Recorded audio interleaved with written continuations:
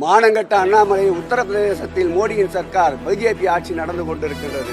அங்கே போய் ஆணி அடித்து முதலில் படத்தை மாற்றட்டும். நாங்கள் வேண்டுமென்றாலும் கூட ஆணியை சப்ளை செய்கிறோம். அதற்கு பிறகு இங்கே வரட்டும். இன்னும் கடுமையாக பேச ஆரம்பிச்சிடும். அவர் பேச ஆரம்பிக்க சொல்லு. ஏங்க முக்கியமாக இல்லைங்க, ஒரு கட்சி தலைவன் போராடுறாங்க. 5 மணி நேரம் போராட்டத்திற்கு சிறையிலே ஒரு மண்டபத்திலே வைத்திருக்கின்றார்கள். எனக்கு 5 மணி ஆகிவிட்டது. நான் விமானத்தை தவற விட்டு விட்டேன் ஊருக்கு செல்வதற்கு. எனக்கு 3 விமானங்கள் தடைப்பட்டு விட்டது என் பயணத்திற்கு.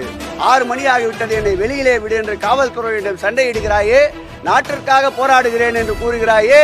ஒரு 5 மணி நேரம் கூட போலீஸ் காவலில் இருக்க முடியாத நீ இந்த நாட்டிற்காக எப்படி உழைப்பாய்? எங்கள் முதல்வர் திருமணமான ஓராண்டு காலத்தில் தன்னுடைய இளமை பருவத்தை மிசா என்ற கொடுமையில் சிறைச்சாலையில் கழித்தவர். அவரை எதிர்த்து நின்று அவர் கால் தூசிற்கு கூட உன் போராட்டம் எடுபடாது இந்த தமிழக மண்ணிலே என்பதை நான் தெரிவிக்க கடமைப்பட்டிருக்கிறேன். இது அமைச்சராக இருந்தல்ல. அமைச்சர் என்பது அண்ணா சொன்னது போல் அமைச்சர் என்பது தோளிலே போட்ட துண்டு. கொள்கை என்பதுதான் எங்களுக்கு இடுப்பிலே கட்டிய வேட்டி. ஆகவே துண்டு பெரிதா வேட்டி பெரிதா என்று வருகின்ற பொழுது வேட்டித்தான் பெரிது. ஆட்சி அதிகாரம் என்ற துண்டை உதறிவிட்டு களத்திலே ஒரு அண்ணாமலை அல்ல, ஒரு 100 அண்ணாமலை வந்தாலும் சந்திப்பதற்கு தயாராக இருப்போம்.